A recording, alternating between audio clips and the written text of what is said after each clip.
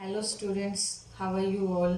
Today we will discuss about chapter 6 of Geography class 10 NCERT. So the chapter name is Manufacturing Industries. Earlier we have already learned about the three sectors of economy that are primary, secondary and tertiary sector. Agricultural activities are includes in primary sector and the tertiary sector, also known as service sector. The service providing activities are includes in tertiary sector like doctor, engineer, banking, insurance and teachings, etc. And the secondary sector which includes manufacturing activities. So the chapter is manufacturing industries.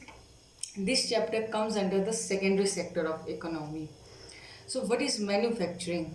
The process of making valuable products or finished goods from raw material is called manufacturing. So, let's think what is the importance of manufacturing. It is considered as the backbone of economic development. There are many reasons behind this. First, ये agriculture को modernize करने में help करता है by making new machines with latest technology which are very helpful in agriculture. Next, India में more than 60% population agriculture पे depend है. So it reduce this heavy dependence of population on agriculture by providing them jobs in secondary and tertiary sector. And job provide करके ये unemployment and poverty को कम करने में help करता है. फिर ट्राइबल एरियाज़ में इंडस्ट्री सेटअप करने से ट्राइबल पीपल्स को हेल्प मिलती है, उनको जॉब मिलती है, उनमें स्किल्स डेवलप होती हैं एंड रीजनल डिस्पैरिटीज़ भी कम होती हैं. So if we have more manufactured goods then we can export them, which help in expansion of our trade and also help in increase in foreign exchange like China and Japan. So our next topic is contribution of industry to national economy. हमारी national economy में हमारे जो industrial sector है, manufacturing industries हैं, उनका contribution क्या रहता है. सो लास्ट 2 डिकेड्स से मैन्युफैक्चरिंग सेक्टर जीडीपी में 17% कंट्रीब्यूट करता है. ये अदर कंट्रीज़ के कंपैरिजन में बहुत कम है. सो इसकी प्रोडक्टिविटी बढ़ाने के लिए एंड मैन्युफैक्चरिंग सेक्टर का जीडीपी में कंट्रीब्यूशन बढ़ाने के लिए इंडिया ने NMCC, the national manufacturing competitiveness council, the national manufacturing competitiveness council भी सेटअप किया है. इसका मेन टारगेट क्या रखा गया है कि कमिंग डिकेड में, आने वाले डिकेड में ग्रोथ रेट को 12% तक इंक्रीज करना है. ये एनएमसीसी को सेटअप करने का टारगेट रखा गया है. So our next topic is industrial location. Industrial location, कोई भी इंडस्ट्री सेटअप करना बहुत इजी नहीं होता है. इंडस्ट्री सेटअप करना एक बहुत कॉम्प्लेक्स प्रोसेस है. सो कोई भी इंडस्ट्री सेटअप करने के लिए कुछ पर्टिकुलर लोकेशन होनी चाहिए एंड जिसके लिए कुछ इंपॉर्टेंट फैक्टर्स हैं जो हमें ध्यान रखने होते हैं इंडस्ट्री सेटअप करने से पहले. लाइक रॉ मटेरियल, आप जिस भी प्रोडक्ट की इंडस्ट्री सेटअप करना चाहते हैं उसका रॉ मटेरियल आपको देखना पड़ेगा कि आपको आसपास में इजीली अवेलेबल हो एंड चीप भी होना चाहिए, बहुत ज़्यादा कॉस्टली नहीं होना चाहिए. नेक्स्ट, इलेक्ट्रिसिटी सप्लाई, आपकी इलेक्ट्रिसिटी सप्लाई रेगुलर होनी चाहिए, कॉन्टीन्यूस होनी चाहिए. Next is availability of capital. आप कोई भी फैक्ट्री स्टार्ट करने जा रहे हैं, आपके पास कैपिटल होना चाहिए यानी पैसा होना चाहिए. अब जो भी प्रोडक्ट आप बनाने जा रहे हैं उसकी मार्केट में डिमांड होनी चाहिए. So demand in market, then skilled labours होने चाहिए, workers, banking and insurance and transportation. Finally आपका प्रोडक्ट जब बनके तैयार हो जाए तो मार्केट में उसे पहुंचाने के लिए ट्रांसपोर्टेशन होना चाहिए. तो ये कुछ फैक्टर्स हैं कि कोई भी इंडस्ट्री सेटअप करने के लिए आपको ये कुछ फैक्टर्स देखने होते हैं. नेक्स्ट हम आते हैं, after an industrial activity starts urbanisation follows. For this there is a phrase, industrialisation and urbanisation go hand in hand. So इसका क्या मतलब है कि industrialisation and urbanisation go hand in hand. एक एग्जाम्पल देखते हैं, like Maruti plant in Manesar, Gurgaon.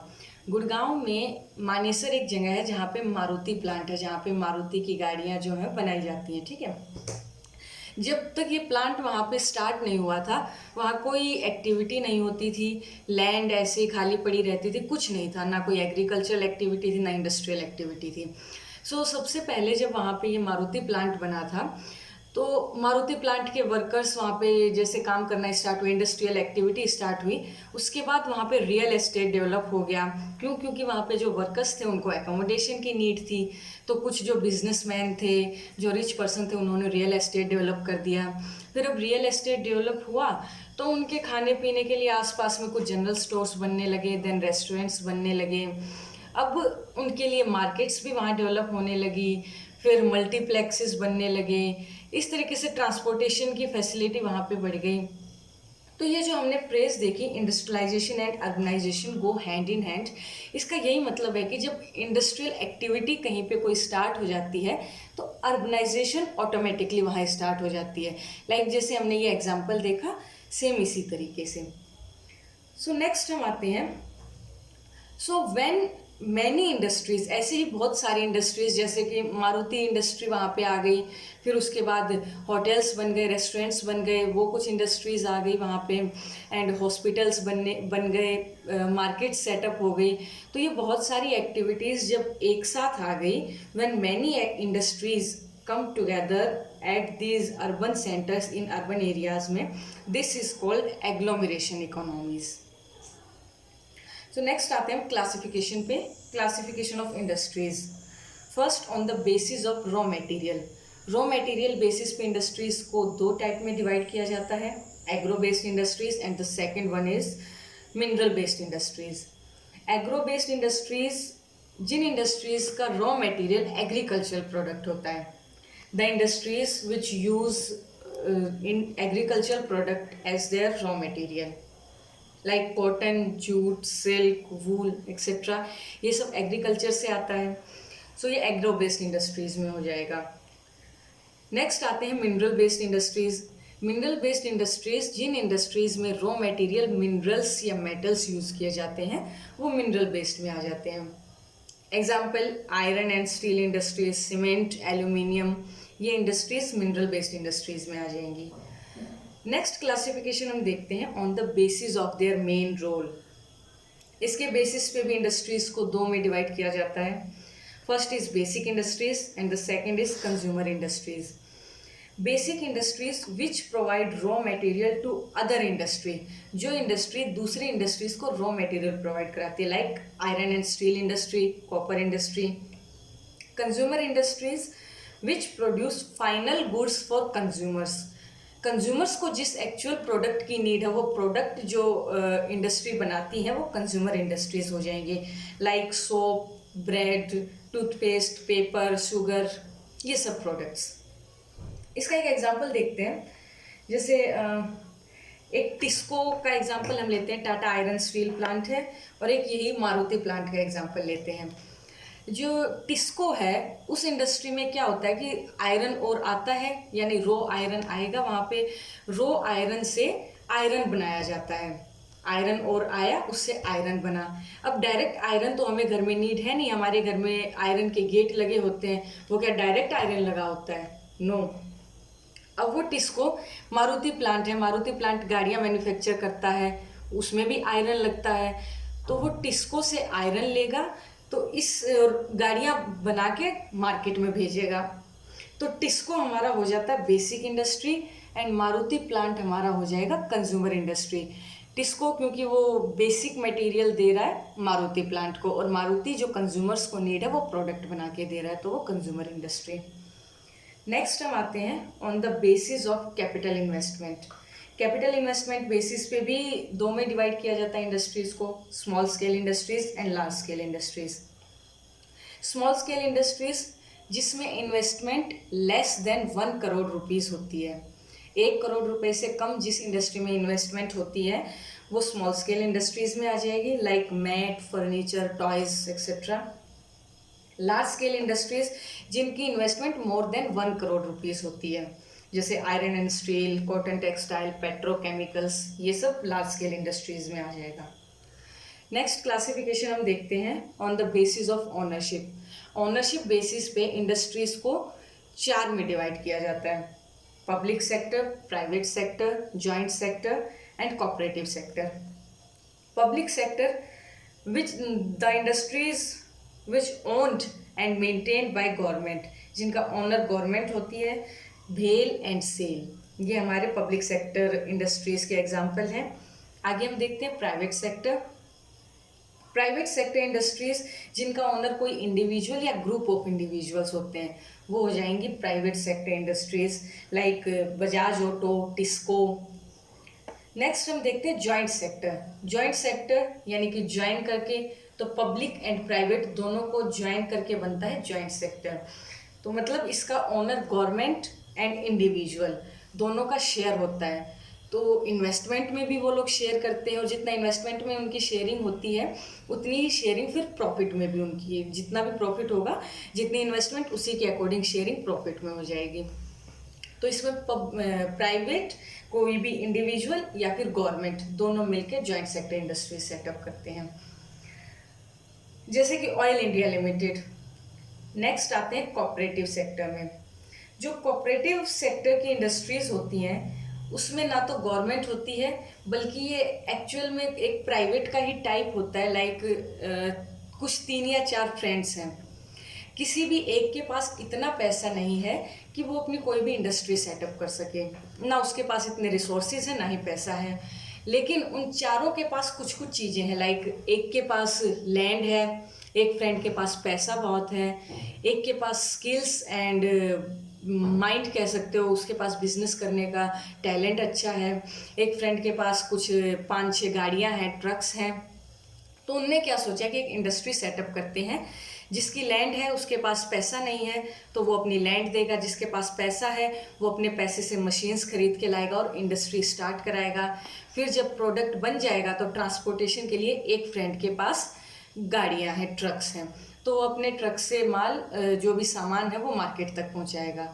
तो इस तरीके से कोऑपरेटिव सेक्टर बनता है कि कुछ 4-5 लोग जिनके पास अलग अलग जो नीड्स होती हैं किसी भी इंडस्ट्री के लिए, वो उनके पास होती हैं. This is called cooperative sector. Like Amul भी एक कोऑपरेटिव सेक्टर इंडस्ट्री है. एंड महाराष्ट्र में जितनी भी शुगर इंडस्ट्रीज हैं, ज़्यादातर शुगर इंडस्ट्रीज कोऑपरेटिव इंडस्ट्रीज ही हैं. So next classification is on the basis of finished goods. इसमें इंडस्ट्रीज को 2 टाइप में डिवाइड किया जाता है, heavy industries and light industries. Heavy industries जिनका रॉ मटेरियल हैवी एंड बल्कि यूज़ होता है, एंड वो हैवी गुड्स ही प्रोवाइड करती हैं, like iron and steel, copper. Light industries जिनका raw material light and small होता है, एंड वो लाइट गुड्स ही प्रोड्यूस करती हैं, like toys, tools and utensils industries. तो ये थी हमारी क्लासिफिकेशन ऑफ इंडस्ट्रीज. नेक्स्ट हम आते हैं एग्रो बेस्ड इंडस्ट्रीज में.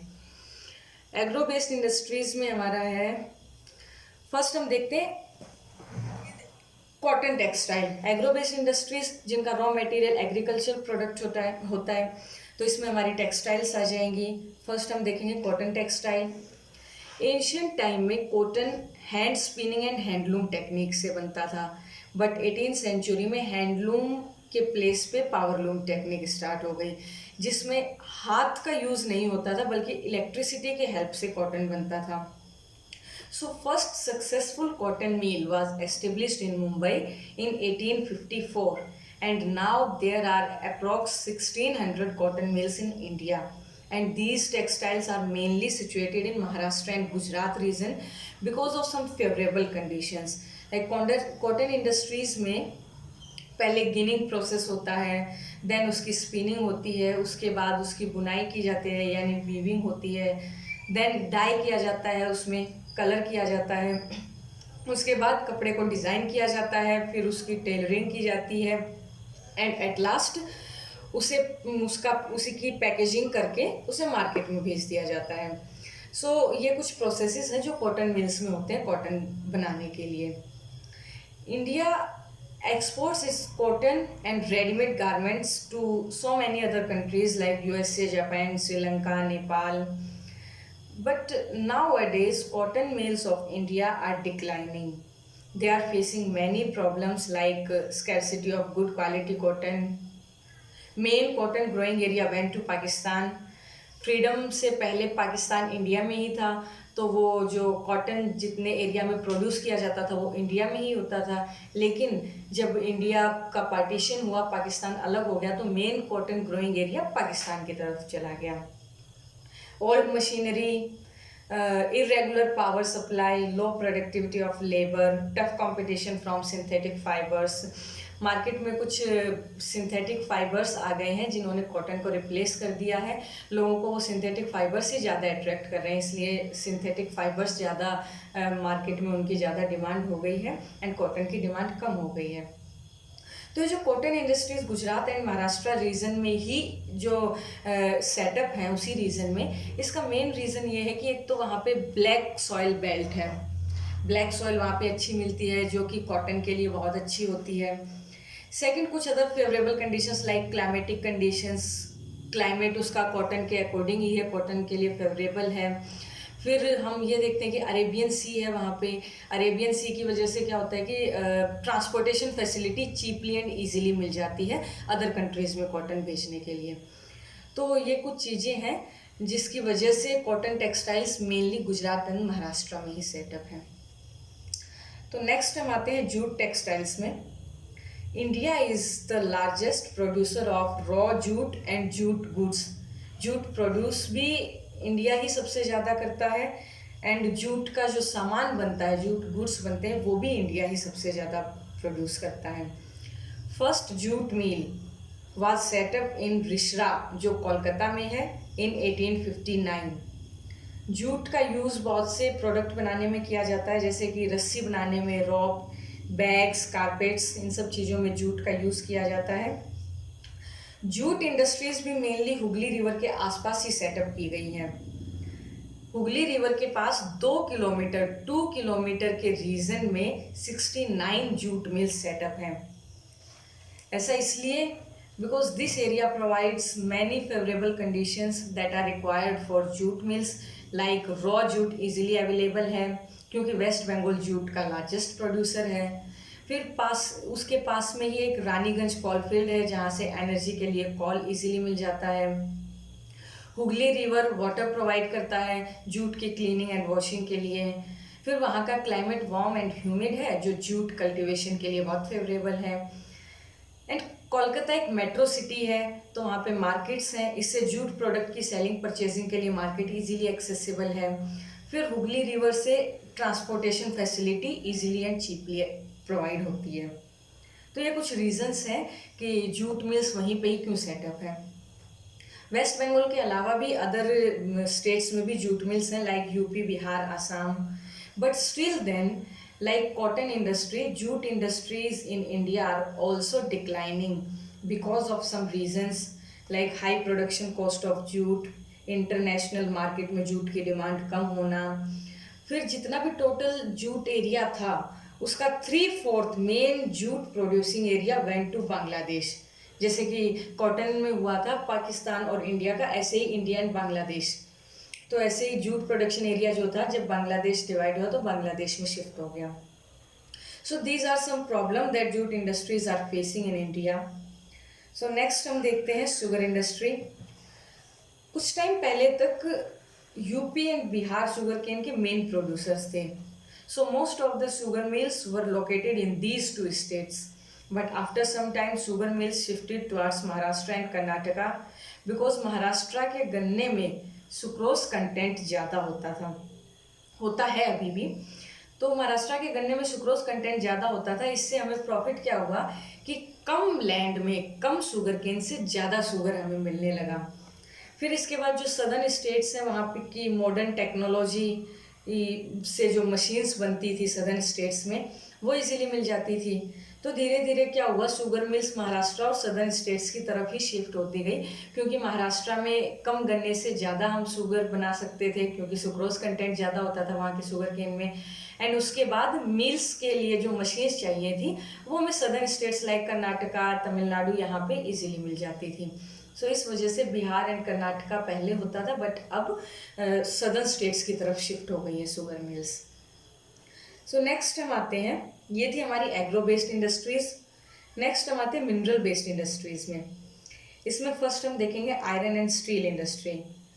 मिनरल बेस्ड इंडस्ट्रीज वो जिसमें कि raw material mineral and metals का यूज होता है, तो iron and steel metals he use होता है, इसमें भी आयरन ओर आता है, आयरन ओर से आयरन बनता है, फिर स्टील बनाया जाता है. So iron and steel industry is also called as backbone of industries because it is the basic industry which because it is the basic industry to provide raw material for all other industries. जितनी भी industries हैं उनमें जो भी machines होती हैं वो iron से ही बनती हैं, तो इसलिए आयरन एंड स्टील इंडस्ट्री को backbone of the industrial sector कहा जाता है. It is a heavy industry because the raw material as well as finished goods are heavy and bulky. To harden the steel, mix iron ore, coking coal and limestone in the ratio of 4:2:1 with some quantity of manganese. So now look at the table, production of steel. So production of steel in India. हम यहाँ पे देखते हैं 2013-14 में India में steel का production था 87.67 metric ton per year, ये ईयरली दिया गया है. फिर 14-15 में हम देखेंगे ये इंक्रीज़ हुआ, 15-16 में थोड़ा सा डिक्रीज़ हुआ, 16-17 में फिर ग्रोथ अच्छा हुआ इसका, लेकिन 17-18 में आके फिर बहुत डिक्रीज़ हुआ. तो नेक्स्ट हम देखते हैं this figure 6.4 process of steel manufacturing. Steel जो बनता है वो बनता कैसे है? पहले रॉ मटेरियल को प्लांट तक पहुंचाया जाता है, जो स्टील प्लांट है वहाँ तक रॉ मटेरियल को ट्रांसपोर्ट किया जाता है. देन उसमें लाइमस्टोन ऐड किया जाता है, फिर कोक को बर्न करके उसे हीट दी जाती है जिससे गर्म होके स्लैग उससे रिमूव हो जाता है और आयरन और मेल्ट हो जाता है. तो जो मेल्टेड आयरन होता है उस मेल्टेड आयरन को मोल्ड्स में डाल दिया जाता है जिन्हें पिग्स कहते हैं, उन मोल्ड्स को हम पिग्स कहते हैं. फिर वो जो पिग आयरन होता है, पिग्स में जो आयरन डाला जाता है उसे फर्दर प्योरीफाई किया जाता है मेल्ट करके, जिससे कि इम्प्योरिटीज़ अलग हो जाती हैं. देन उसमें मैग्नीज, निकल, क्रोमियम ये मेटल्स ऐड किए जाते हैं. उसके बाद फाइनल प्रोसेस होता है स्टील को शेप देना. तो रोल करके उसे प्रेस करके इन सब से स्टील को जो भी शेप देनी होती है वो शेप दे दी जाती है. इस तरीके से हमारा स्टील मैन्युफैक्चर होता है. नेक्स्ट आते हैं, ये कुछ स्टील प्लांट्स दिए गए हैं लाइक भिलाई इन छत्तीसगढ़, दुर्गापुर इन वेस्ट बंगाल, राउरकेला, जमशेदपुर, बोकारो, विजयनगर. तो ये कुछ स्टील प्लांट्स हैं इंडिया में. आगे आते हैं हम,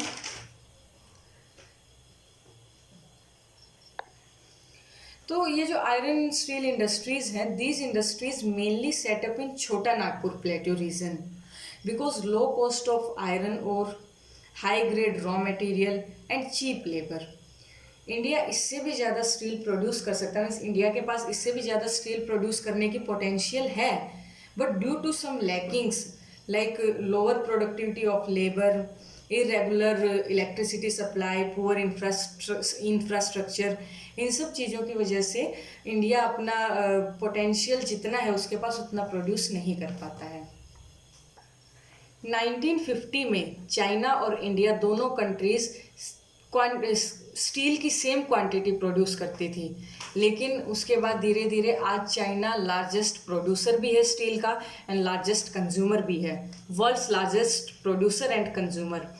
ऐसा इसलिए कि ये जो हमने लैकिंग्स देखी, इंडिया के पास पोटेंशियल तो है लेकिन उसके बावजूद इंडिया पीछे क्यों है, तो ये कुछ प्रॉब्लम्स हैं जिसकी वजह से इंडिया पीछे है. सो ये थी हमारी iron and steel industry. Next हम आते हैं एल्यूमिनियम स्मेल्टिंग इंडस्ट्रीज़ में. एल्यूमिनियम इंडस्ट्रीज़ जो होती हैं उनमें mainly bauxite as a raw material use किया जाता है, बॉक्साइट से ही एल्यूमिनियम बनता है. तो इसकी लोकेशन के लिए दो फैक्टर्स मेन हैं, रॉ मटेरियल अवेलेबल होना चाहिए मिनिमम कॉस्ट पे एंड इलेक्ट्रिसिटी सप्लाई आपको रेगुलर चाहिए है. It is very light, corrosion resistant, जंग नहीं लगता है and a good conductor of heat. It become stronger when it mixed with other metals. जब एल्यूमिनियम को अदर मेटल्स के साथ मिक्स कर दिया जाता है तो ये और स्ट्रॉन्ग हो जाता है. Aluminium is used in many things like in manufacturing of aircrafts, utensils and wires.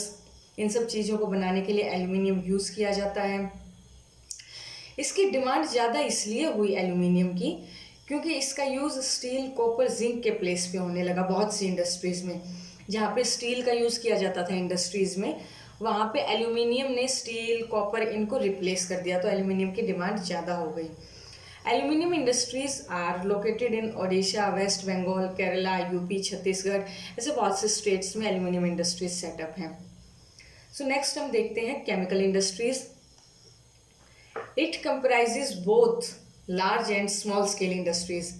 Chemical industry large scale भी होती है और स्मॉल स्केल भी होती है। इन्वेस्टमेंट कम में भी कर सकते हो और ज़्यादा इन्वेस्टमेंट में भी आप ये इंडस्ट्री सेटअप कर सकते हो। So it contributes 3% in annual GDP. According to size, it is the third largest industry in Asia and 12th largest industry in world. Its organic and inorganic sectors are rapidly growing. Organic chemicals include petrochemicals and inorganic include nitric acid, alkalis, caustic soda, sulfuric acid, etc. Next हम देखते हैं fertilizer industry.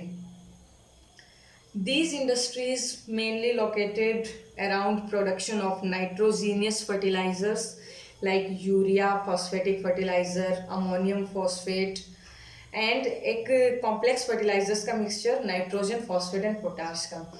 तो ये जो potash है, potash या potassium, इसका India में कहीं पे भी इसका प्रोडक्शन नहीं होता है। इंडिया में इसकी कोई प्रोडक्शन यूनिट नहीं है, कहीं पे हमारे पास इसके कोई रिजर्व भी नहीं है। तो पोटाश और पोटाशियम ये कम्प्लीटली इम्पोर्टेड है, अदर कंट्रीज से ही मंगाया जाता है इंडिया में। सो इंडिया में इसका कोई रिजर्व नहीं है। इसका प्रोडक्शन मेनली कुछ स्टेट्स में होता है लाइक गुजरात, तमिलनाडु, यूपी, पंजाब, केरला, आंध्रा, इन सब स्टेट्स में। नेक्स्ट हम आते हैं सीमेंट इंडस्ट्रीज में। Cement industries, cement is used in building houses, factories, bridges, roads and dams. इन सब चीज़ों को बनाने में सीमेंट यूज़ होती है। ये तो तुम इजीली तुम्हारे आसपास में अवेलेबल है, जिस घर में तुम रहते हो वो भी सीमेंट से बना है। It requires limestone, silica and gypsum as its raw material. जो सीमेंट बनती है,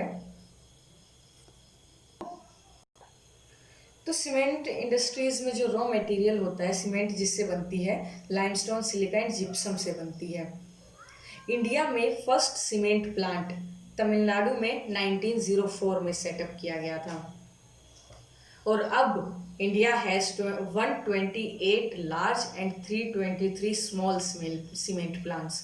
1904 के बाद सीमेंट इंडस्ट्री इतनी डेवलप हुई है। So this industry is doing well in terms of production as well as exporting.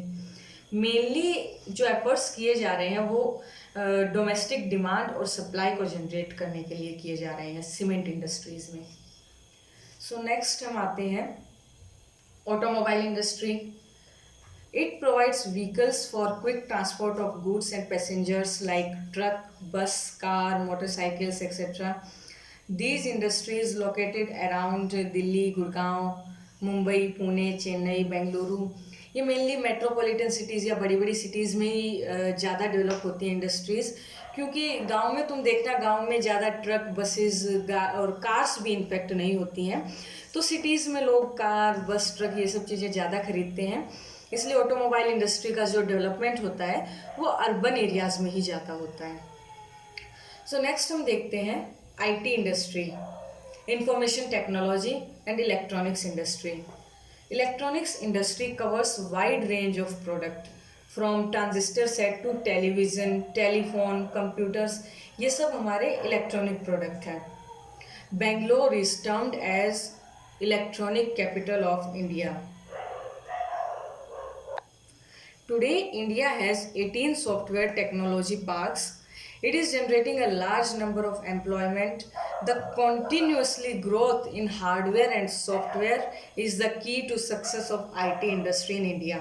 जो इंडिया हार्डवेयर एंड सॉफ्टवेयर में लगातार जो इतना ग्रो कर रहा है, कॉन्टिन्यूसली जो ग्रो कर रहा है, वही IT इंडस्ट्री के सक्सेस होने का एक रीज़न है इंडिया में। सो नेक्स्ट हम आते हैं industrial pollution and environmental degradation. अब ये इंडस्ट्रीज़ तो अच्छा है कि इतनी इंडस्ट्रीज सेटअप हैं, इतना ग्रो कर रही हैं, इतना डेवलपमेंट भी हो रहा है, लेकिन इन इंडस्ट्रीज़ की वजह से बहुत पोल्यूशन भी हो रहा है और हमारे एनवायरनमेंट को बहुत नुकसान हो रहा है, एनवायरनमेंट डिग्रेड हो रहा है। जैसे इसकी वजह से पॉल्यूशंस क्या क्या हो रहा है, हमारा एयर पोल्यूशन हम देखते हैं, इंडस्ट्रीज से जो carbon dioxide, carbon monoxide, sulphur dioxide, ये जो गैसेस निकलती हैं ये बहुत हार्मफुल होती हैं हमारे लिए, इससे एयर पोल्यूशन बहुत ज़्यादा हो रहा है। फिर heat produced by chimneys led to global warming and use of chlorofluorocarbon CFC depletes ozone layer. And ozone layer तो आपको पता ही है, ओजोन लेयर हमारे लिए कितनी इंपॉर्टेंट है, क्योंकि ये अल्ट्रा वायलेट रेज से हमें प्रोटेक्ट करती है। जो सन से अल्ट्रा वायलेट रेज आती हैं ये हमें उससे प्रोटेक्ट करती हैं। सो इंडस्ट्रीज़ की वजह से एयर पोल्यूशन भी हो रहा है, फिर इनकी वजह से वाटर पोल्यूशन भी हो रहा है, क्योंकि dumping of organic and inorganic industrial waste in rivers, it pollutes the water. Drainage of hot water in rivers is called thermal pollution and it affects the aquatic life. फिर इसकी वजह से sound pollution भी होता है, जो भी industries में बड़ी बड़ी मशीन्स चलती हैं, फैंस चलते हैं उनकी, या सायरन्स हो गए, उनकी वजह से बहुत तेज़ इंटेंसिटी वाली साउंड निकलती है जो हमारे लिए बहुत हार्मफुल होती है। इसकी वजह से irritation, hearing problem, heart attack जैसी प्रॉब्लम्स स्टार्ट हो गई हैं लोगों में। फिर इसकी वजह से अदर प्रॉब्लम्स भी होती हैं, लाइक लैंड डिग्रेडेशन भी होती है इंडस्ट्रीज़ की वजह से। जहाँ पे इंडस्ट्री सेटअप है, अगर इंडस्ट्री वहाँ से हट जाती है कभी, तो तुरंत उस लैंड की फर्टिलिटी वापस नहीं आती है और लैंड पे कुछ भी एग्रीकल्चरल एक्टिविटीज़ नहीं हो सकती हैं। तो माइनिंग की वजह से भी land degradation, deforestation, soil erosion, ये सब प्रॉब्लम होती हैं। और ये and it also degrades the environment. अभी ये था इंडस्ट्रियल पोल्यूशन, हमें इसे कंट्रोल करना चाहिए। तो इसे कंट्रोल करने के लिए कुछ सजेशंस हैं। इसके एनवायरमेंटल डिग्रेडेशन को ख़त्म करने के लिए, इस पोल्यूशन को कंट्रोल करने के लिए, लाइक जो हॉट वाटर, इंडस्ट्रियल वेस्ट, ये सब जो रिवर्स में डाल दिया जाता है जिससे एक्वेटिक लाइफ बहुत इफ़ेक्ट होती है, वो सब नहीं डालना चाहिए। गर्म पानी है उसको कूल करके ही इंडस्ट्रीज़ रिवर्स में डालना चाहिए। फिर इंडस्ट्रीज़ ऐसी जगह पे सेटअप होनी चाहिए जहाँ टाउन्स एंड सिटीज़ नहीं होनी चाहिए, कोई भी रेजिडेंशियल एरिया आसपास में ना हो। फिर वेस्ट वाटर जो होता है उसे प्रॉपरली ट्रीट करना चाहिए रिवर्स में डालने से पहले। मॉडर्न इक्विपमेंट्स यूज़ करने चाहिए जिससे कि साउंड ना आती हो। नई टेक्नोलॉजी, लेटेस्ट टेक्नोलॉजी की मशीन्स यूज़ होनी चाहिए जिससे साउंड पोल्यूशन कम हो सके। फिर फॉसिल फ्यूल्स की जगह पे नॉन कन्वेंशनल सोर्सेज अगर ज़्यादा यूज़ किए जाएँ तो ये बेटर है, इससे पोल्यूशन कंट्रोल होता है। फिर तो ये सब कुछ प्रॉब्लम्स हैं, ये मेथड्स हैं, ये सब हम यूज़ करके इंडस्ट्रियल पोल्यूशन को ख़त्म कर सकते हैं, क्योंकि इंडस्ट्रियल पोल्यूशन होने से हमें बहुत सारी प्रॉब्लम्स हो रही हैं। तो ये मेथड्स, ये मेजर्स हम यूज़ करके पोल्यूशन को कम कर सकते हैं।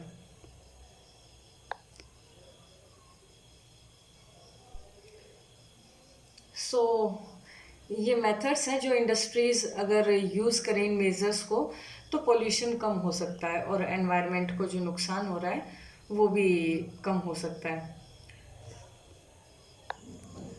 सो हमें डेवलप भी करना है, इंडस्ट्रीज़ की भी नीड हमें है, प्लस एनवायरनमेंट की नीड भी हमें। एनवायरनमेंट के बिना भी हम कुछ नहीं कर सकते हैं और इंडस्ट्रीज़ के बिना भी ग्रोथ पॉसिबल नहीं है। सो हमें इन दोनों को बैलेंस करके चलना है जिससे कि सस्टेनेबल डेवलपमेंट हो सके। तो ये हमारा चैप्टर है manufacturing industries, the chapter ends here. Okay, thank you.